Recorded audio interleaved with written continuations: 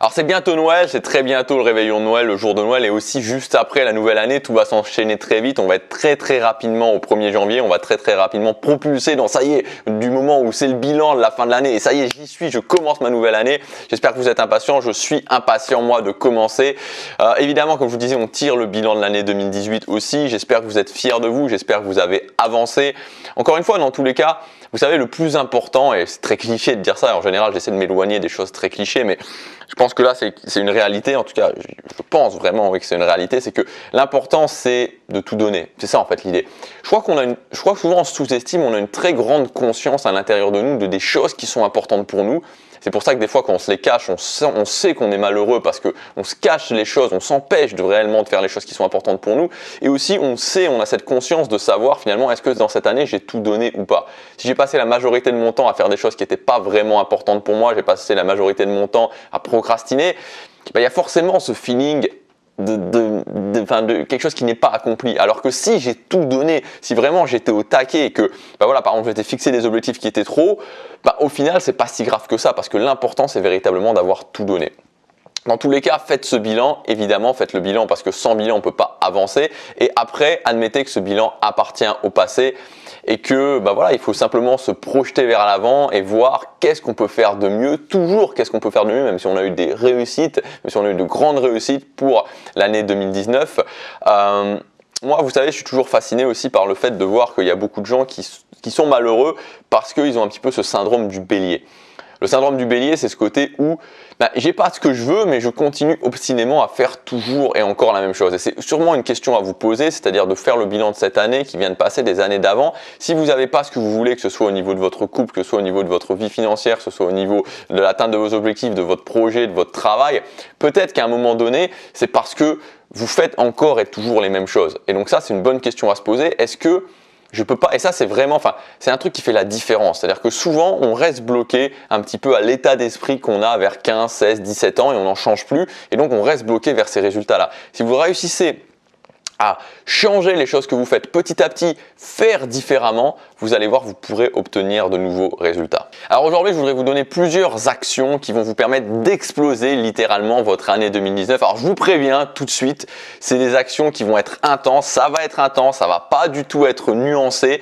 Donc les gens qui aiment bien justement la nuance, les gens qui aiment bien le consensus, pourquoi pas, je veux dire, moi j'ai de leçons à donner à personne, c'est un chemin différent de celui auquel je crois, mais pourquoi pas. Mais je vous conseille pour ces gens-là de quitter la vidéo parce que vous risquez vraiment d'attraper des migraines si vous regardez la suite. Voilà, donc maintenant qu'on est entre nous, entre gens qui aiment vraiment le fait avant tout d'atteindre ce qui est important pour eux, d'atteindre ce qui est important pour nous, on va commencer. Et donc le premier point que je voudrais vous dire pour exploser votre année 2019, c'est d'arrêter d'être romantique. Alors j'adore ce mot romantique, en fait j'ai cherché un mot qui était l'idée de définir, arrêter d'être un petit peu dans les grands principes, arrêter d'être un petit peu dans l'idéologie. Il y a beaucoup de gens qui préfèrent être malheureux parce qu'ils suivent une idéologie, parfois une idéologie que leurs parents leur ont appris, ou ils suivent une façon, une sorte de dogme qu'il y a dans la société, plutôt que de se dire c'est peut-être pas le bon chemin et je vais faire différemment et donc je vais avoir des résultats. Moi j'essaie vraiment, et vous savez, souvent c'est pour ça que des fois je réponds, ça m'arrive assez rarement de répondre à des commentaires.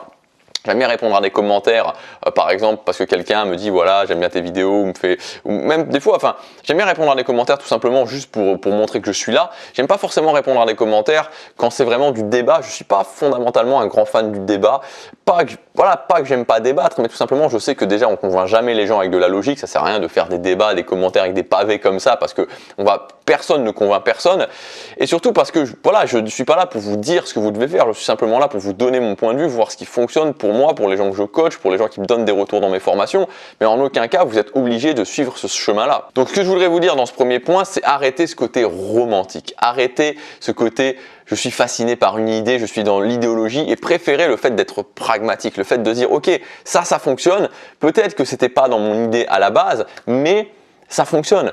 Et vous savez, moi, vous pouvez pas imaginer le nombre de choses où pour avancer vers mes objectifs, pour faire ce que je voulais, pour atteindre ce que je voulais, j'ai dû changer complètement la façon avant, enfin l'idéologie que j'avais. Vous savez, moi j'étais quelqu'un de, on parle d'humour romantique, d'extrêmement romantique. J'aimais bien le côté romantique, mais presque un petit peu trop. Vous savez, on dirait en français le côté un peu cucu.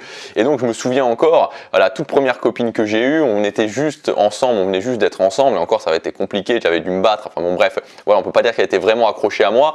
Et je crois que le lendemain ou le surlendemain, on était ensemble, je lui offrais déjà un cadeau. Bref, voilà, j'étais dans cette idée, le romantique, les films hollywoodiens, etc., etc. Alors, ça ne fonctionne pas. Voilà, c'est pas quelque chose qui fonctionne. En tout cas, ça ne fonctionnait pas de la manière dont je le faisais à ce moment-là, de la manière dont je l'envisageais à ce moment-là. Ça veut pas dire qu'il faut être un salaud, ça veut pas dire qu'il faut ne pas, voilà, offrir des cadeaux. C'est pas ça que je veux dire. Mais on va pas se lancer. Je vais pas me lancer dans la façon dont je vois les relations homme-femme ou dont je vois en général la séduction. C'est pas ça l'idée. Mais ce que je veux dire, c'est que j'ai changé mon approche parce que l'approche que j'avais ne fonctionnait pas. Que l'approche que j'avais, même si j'y croyais, ne marchait pas. L'approche peut-être que mes parents m'avaient apprise, que la société m'avait enseigné, que j'avais vu dans les films ne fonctionnait pas. J'ai décidé de faire différemment, basé non pas sur une idéologie, mais basé sur des faits extrêmement concrets. Et en faisant ça, ça a fonctionné et j'ai pu avoir de nouveaux résultats.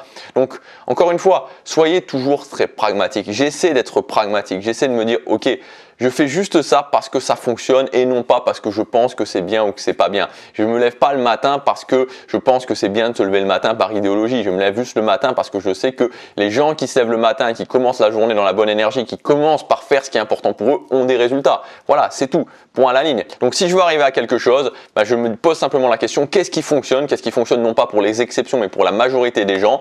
Et voilà, en faisant ça, je mets toutes les chances de mon côté. Évidemment, si mon optique est d'arriver à atteindre mes objectifs. Le deuxième point, arrêtez de passer votre quotidien à faire des choses qui n'ont pas d'importance pour vous. Vous savez, le problème, on en a parlé, on en parle régulièrement, qui fait que les gens n'atteignent pas leurs objectifs, c'est la déconnexion entre ce que je veux et ce que je fais. Je veux des choses, et je les ai dans ma tête, ces choses-là que je veux un nouveau boulot, je veux gagner plus, je veux rencontrer quelqu'un, je veux.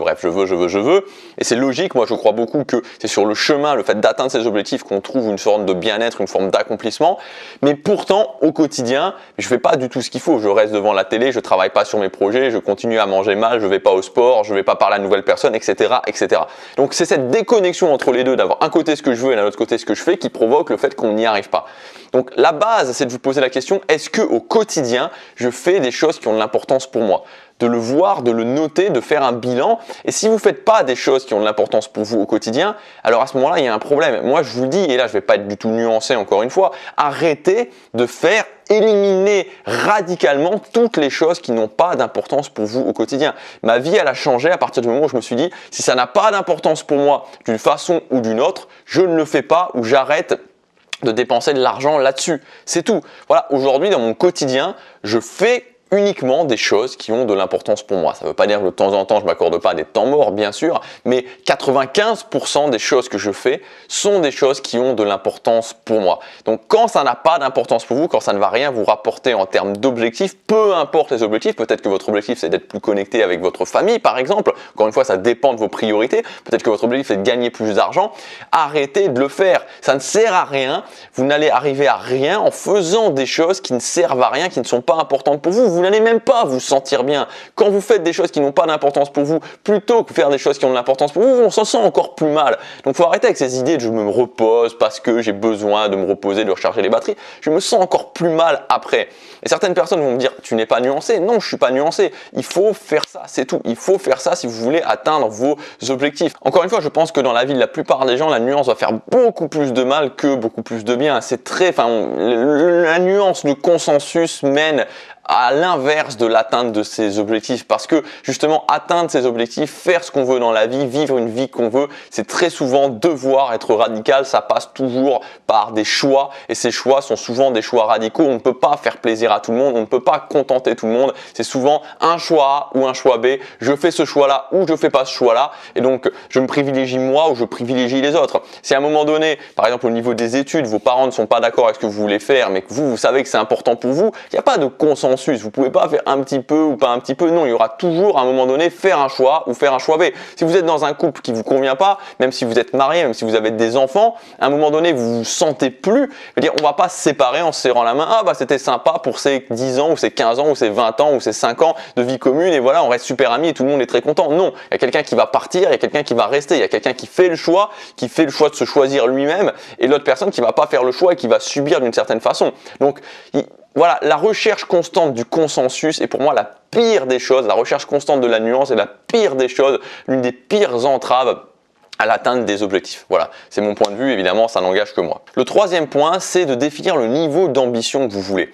Ça aussi, c'est souvent quelque chose où, voilà, on a un petit peu de mal, enfin, on peut y avoir des incompréhensions, c'est-à-dire, ok, quel est le niveau d'ambition que j'ai? Parce que si ce que je veux, c'est gagner 3 000 € par mois, avoir un couple avec une personne qui m'inspire, avoir un physique dont je suis fier et vivre dans un endroit que j'aime, voilà, c'est déjà un beau challenge. Entendons-nous, il y a très peu de gens qui arrivent. C'est déjà un beau challenge, mais c'est quelque chose qui, vous pouvez avoir réglé de 3 à 5 ans, c'est fini, c'est plié largement. Si vous vous y mettez en 3 à 5 ans, c'est fini, c'est terminé. Vous l'avez fait. Si maintenant, mon ambition, c'est d'avoir, je sais pas moi, de générer une entreprise qui fait 10 millions d'euros ou alors de créer quelque chose qui va pouvoir sauver un pays en Afrique ou alors de devenir président de la République ou de créer une entreprise qui va révolutionner le monde ou bref, d'inventer une nouvelle technologie, bon, ce genre de choses, on est sur un palier sans pour autant forcément délaisser ma vie personnelle, on est sur des ambitions qui ne sont pas les mêmes. Donc, c'est important de savoir les ambitions qu'on a et non pas de se juger par rapport à ça, mais par rapport aux actions qu'on va prendre. C'est-à-dire que si j'ai des ambitions qui sont mesurées, c'est très bien, bah, je peux me permettre de me la couler un petit peu plus douce. C'est-à-dire, je vais peut-être pouvoir me dire, ok, le samedi et le dimanche, je suis off. Je travaille beaucoup la semaine, le samedi et le dimanche, je suis off. Maintenant, si j'ai des ambitions démesurées, alors à ce moment-là, bah, si vous êtes off le samedi et le dimanche, il y a un petit souci. Donc c'est simplement qu'il faut mettre de la réalité par rapport à ce que je veux et par rapport aux attentes que j'ai de la vie. Le quatrième point, c'est d'utiliser votre argent pour ce que vous voulez, pour ce qui est important pour vous et non pas pour oublier. Encore une fois, il y a énormément de gens qui utilisent l'argent pour oublier. C'est compréhensible parce que quand on a l'impression de subir sa vie, justement, on se dit « Ok, je fais un boulot que j'aime pas, je suis avec des gens que j'aime pas, dans un endroit que j'aime pas. » Voilà, si à un moment donné, j'ai pas la possibilité d'essayer d'oublier, je deviens fou, quoi. Et c'est normal, on devient fou. Donc, il faut switcher ça et arrêter de se dire, ok, bah, du coup, le week-end, je vais sortir le week-end. Alors, ça veut pas dire qu'il faut pas sortir, mais le week-end, je vais dépenser en général mon argent dans des restos, dans des fringues, dans toutes ces choses qui ne sont pas forcément utiles, qui n'ont pas forcément de l'importance pour moi. Mais il faut switcher, se dire, ok, je vais arrêter d'oublier, je vais arrêter d'essayer d'oublier, je vais mettre en place un plan d'action pour réussir à m'en sortir. Si par exemple mon boulot je le déteste, un plan d'action pour créer un business ou un plan d'action pour avoir une promotion, changer de boulot, etc. etc. Et donc tout l'argent que je vais avoir, plutôt que de le mettre sur l'oubli, je vais le mettre sur l'investissement dans ce projet. Et c'est quelque chose de beaucoup plus intéressant. Donc posez-vous la question, même si vous avez 20 € par mois, même si vous avez 50 € par mois, même si vous avez 100 € par mois, vous pouvez en faire quelque chose, vous pouvez réussir à l'investir sur vous ou sur vos projets. Et enfin, le dernier point, c'est d'arrêter les excuses parce que vous avez le temps dans vos journées. Dans une journée, on a 24 heures. Donc, si on dort 7 heures, 7 heures, tout le monde peut tenir le coup avec 7 heures de sommeil. En tout cas, on peut y aller avec 7 heures de sommeil. Donc 24 moins 7, normalement ça fait 17. Je ne suis pas extrêmement bon en maths, je pense que ça devrait être le cas. Il reste 17 heures. Admettons encore que sur ces 17 heures, vous ayez un job de 8 heures. Ça vous fait qu'il vous reste 9 heures. Admettons encore que sur ces 9 heures, vous ayez 1 heure de transport, ça vous fait 8 heures. Et admettons encore que vous vouliez passer 2 heures avec votre famille ou avec vos amis, ça vous fait 6 heures. Ça fait encore 6 heures de temps exploitable par jour. Ça fait 60 heures tous les 10 jours, ça fait plus de 180 heures par mois, presque 200 heures par mois qui sont exploitables, ça fait plus de 2000 heures par an qui sont exploitables. Donc arrêtez à un moment donné avec les excuses, arrêtez de vous dire que vous n'avez pas le temps. Je viens de vous faire la démonstration mathématique que en travaillant, en dormant 7 heures tous les jours, en travaillant 8 heures, j'ai compté 8 heures tous les jours. C'est-à-dire que j'ai compté que vous travaillez du lundi au dimanche inclus, en comptant que vous ayez 1 heure de transport, en comptant que vous passiez 2 heures de temps par jour à vos loisirs, à votre famille, à ce que vous voulez, ça vous fait encore 6 heures. 6 heures par jour de temps qui est exploitable, de temps où vous pouvez faire des choses. Qu'est-ce que vous faites de ces 6 heures ? C'est tout. Qu'est-ce que vous faites de ces 6 heures? Et même si on en enlève encore 2, ça en fait encore 4 par jour. Donc vous voyez qu'il y a énormément de temps. Il y a énormément de temps qui est exploitable. Maintenant, c'est à vous de faire ce choix, de décider ce que vous faites de ce temps. Voilà pour cette vidéo, l'idée c'était un petit peu de se secouer, de me secouer moi aussi, parce que tout ça je me le rappelle, tout ça je me dis, ben ok Gabriel, il faut un peu se bouger, hein, il faut y aller. On est à Noël, la nouvelle année, c'est le moment de passer véritablement à l'action. Voilà, c'est le moment de passer à l'action, c'est le moment de se fixer des objectifs ambitieux, c'est le moment de se dépasser, c'est le moment de justement de se rappeler qu'on a le pouvoir, qu'on peut prendre les choses en main et que l'année prochaine, à la fin de l'année, on peut être extrêmement fier de soi. Pour ceux qui veulent aller plus loin, je vous rappelle qu'il y a la formation Je reprends le contrôle, on fait un grand bilan de votre vie, on remet les pendules à l'heure, on reprend le contrôle dans les 3 principaux domaines, le social, l'argent, les journées, pour vraiment vous préparer pour cette nouvelle année. C'est une formation véritablement de préparation à la nouvelle année pour vivre une vie de choix, reprendre le contrôle, choisir comment je réponds, admettre que je suis seul. C'est une formation extrêmement pratique avec des techniques que vous pouvez appliquer dès aujourd'hui dans votre quotidien, dès que vous aurez commandé cette formation. Je vous dis à tout de suite dans la formation, elle est disponible dans le premier lien dans la description. Passez à l'action, chaque jour compte.